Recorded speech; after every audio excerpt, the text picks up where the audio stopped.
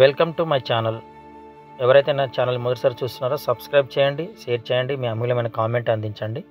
7వ తరగతి పాఠ్యాంశాల నుండి ప్రముఖ రచయితల బిరుదులు, వారి యొక్క రచనలు, వారి యొక్క జన్మము మరియు వారి యొక్క ప్రత్యేకతను ఈ వీడియో ద్వారా మనము నేర్చుకుందాం. రాబోయే టెట్ అండ్ డిఎస్సికి ఎంతో విలువైన సమాచారాన్ని ఈ వీడియో ద్వారా మీకు అందించబోతున్నాను.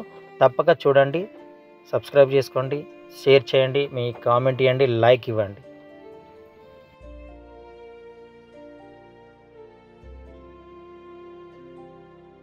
కొరవి గోపరాజు తల్లిదండ్రులు కామాంబిక, కొరవి కాసవరాజు. గోపరాజు నిజామాబాద్ జిల్లాలో బీంగాల్ ప్రాంతం వాడు. నాటి పల్లికొండ సంస్థానాధీశుడు మహారాజు రణ మల్లన ఆస్థాన పండితుడు.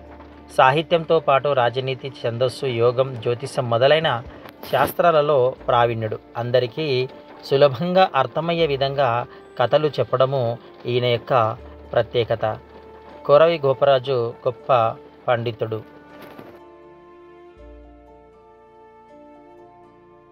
సుమతి శతకం బద్దెన లౌకిక నీతులను అతి సులువుగా కందపద్యాల్లో ఇమడ్చి సుమతి శతకాన్ని రాసిన కవి బద్దెన. వేములవాడ చాళుక్యరాజు భద్రభూపాలుడే బద్దెన అని చరిత్రకారుల అభిప్రాయం. ఈయన సుమతి శతకంతో పాటు నీతి శాస్త్ర ముక్తావళి అనే గ్రంథాన్ని రాశారు.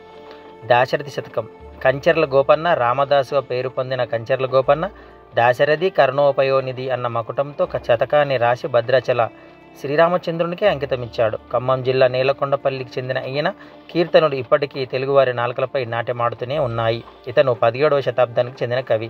నరసింహ శతకం రుకేశ్వరి శతకం కాకుత్సం శేషప్ప కవి. జగిత్యాల జిల్లా ధర్మపురి నరసింహునికి తన జీవితాన్ని అంకితమిచ్చిన సత్కవి. నరహరి శతకము, ధర్మపురి రామాయణం ఈయన రచనలు. జన వ్యవహార, నుడికారాలు, పదబంధాలు, లోకోక్తులను పద్య రూపంలో వ్యక్తీకరించిన నరసింహ శతకం ఈయన అమిత కీర్తిని తెచ్చిపెట్టింది.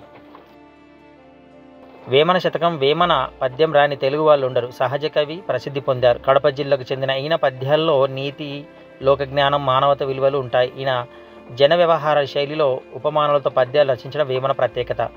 నగ్న సత్యాల శతకం రావికంటి రామయ్య గుప్త కవిరత్న ఈయన బిరుదు. ఈయన పెద్దపల్లి జిల్లా మంతానికి చెందినవాడు.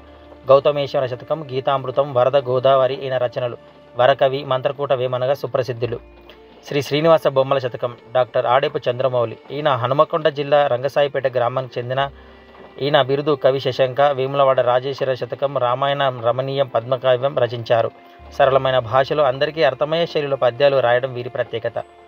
శ్రీ యాదగిరి లక్ష్మీనరసింహ శతకం శ్రీ దూపట్టి సంపత్కుమారాచార్యులు. ఖమ్మం జిల్లాకు చెందిన ఈయన యాదగిరి వాస శ్రీ నరసింహ రమో విభో ప్రభు అనే మకుటంతో చక్కని పద్యాలు రాశారు. ఇవన్నీ భక్తితో పాటు నైతిక విలువలను పెంపొందిస్తాయి.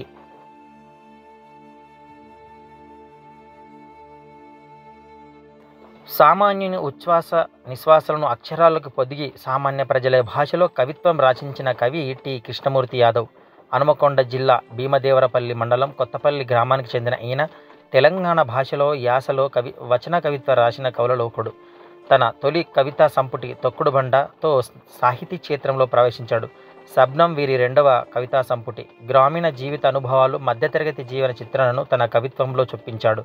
సరళమైన వచనాభివ్యక్తి, నిరాడంబరమైన శైలి కృష్ణమూర్తి యాదవ్ యొక్క ప్రత్యేకత.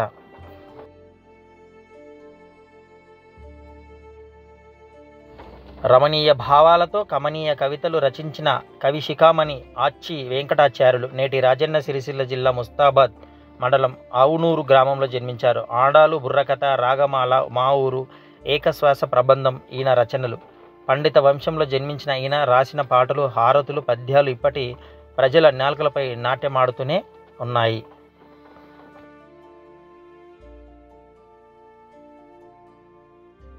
అందరూ ఏపీజే అబ్దుల్ కలాం అని పిలిచే డాక్టర్ అవుల్ పకీర్ జైనాలబ్దీన్ అబ్దుల్ కలాం తమిళనాడులోని రామేశ్వరం దగ్గర ధనుష్కోటిలో పుట్టాడు. సామాన్య కుటుంబంలో పుట్టిన ఆయన పట్టుదల, క్రమశిక్షణ, అధిక జిజ్ఞాసతో ఇంజనీరింగ్గా, శాస్త్రవేత్తగా, భారత రాష్ట్రపతిగా తన సేవలను ఈ జాతికి అందించాడు. ఒక విజేత ఆత్మకథ ignited minds, the wings of fire and autobiography వంటి రచనలు చేశాడు. శాస్త్ర రంగంలో విశేష కృషి చేసినందుకు గాను పద్మభూషణ్, పద్మవిభూషణ్తో పాటు దేశ అత్యున్నత పురస్కారం భారత రత్నతోనూ భారత ప్రభుత్వం సత్కరించింది. దేశ విదేశాల్లోనూ విశ్వవిద్యాలయాలు గౌరవ డాక్టర్లతో ఆయనను గౌరవించాయి. ద మిషైల్ మ్యాన్ ఆఫ్ ఇండియాగా పేరు తెచ్చుకున్నాడు.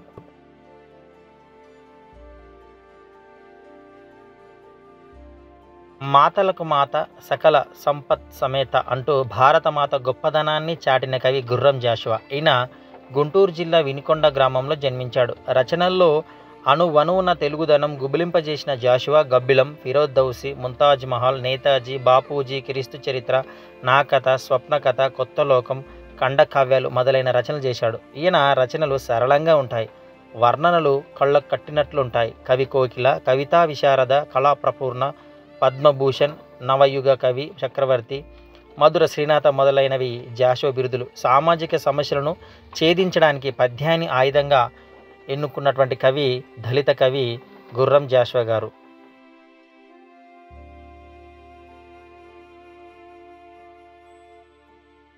ఆంధ్ర సాహిత్య సాంస్కృతిక ఉద్యమ నిర్మాతలో ఒకరు, జాతీయ పునరుజ్జీవన మహోద్యమ కార్యకర్త, తెలంగాణ ప్రజలు గర్వించదగ్గ రచయిత దేవులపల్లి రామానుజరావు.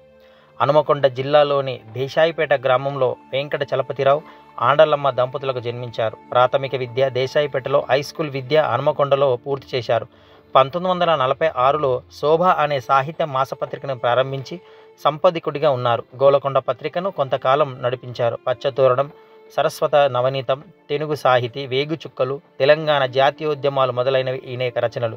50 సంవత్సరాల జ్ఞాపకాలు ఈయన ఆత్మకథ. ఆంధ్ర సరస్వత పరిషత్కు, ఆంధ్రప్రదేశ్ సాహిత్య అకాడమీ అధ్యక్షుడిగా, రాజ్యసభ సభ్యుడిగా విశేష సేవలు అందించారు. ఈయన 25/8/1917లో జన్మించి 8/6/1997లో కాలం చేసి ఆయన రచయిత క్షేత్రంలో తన స్థానాన్ని సంపాదించుకున్నాడు.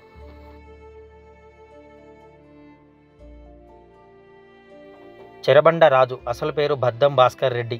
మేడ్చల్ జిల్లాలోని అంకుశాపురం ఇతని సొంత ఊరు. ఈయన ఉపాధ్యాయుడిగా పనిచేశాడు. 1965లో దిగంబర కవిగా మొదలై 1970 తర్వాత విప్లవ గేయాలు, కథలు, నవలలు రాశాడు. గమ్యం, ముట్టడి, పల్లవి ఇతని కవిత సంకలనాలు. కత్తిపాట ఇతని పాటల సంకలనం.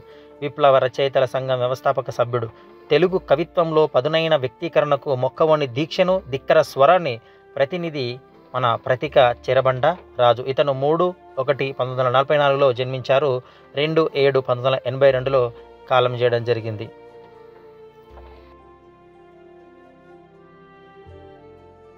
భావ కవిత్వానికి పేరెన్నికగన్న రాయపోలు సుబ్బారావు గుంటూరు జిల్లా గార్లపాడు గ్రామంలో జన్మించాడు. తృణ కంకణం, స్నేహలత, స్వప్నకుమార, కష్టకమల, ఆంధ్రవళి, జడకుచ్చులు, వనమాల మొదలైన కావ్యాలను రచించాడు. రమ్యలోకం, మాధురి దర్శనం ఈయన రాసిన లక్షణ గ్రంథాలు. అద్భుత వర్ణనలు, తెలుగుదనం, దేశభక్తి రాయపోలు కవిత్వంలో అడుగడుగున కనిపిస్తాయి. 13 మార్చి 1892లో జన్మించాడు.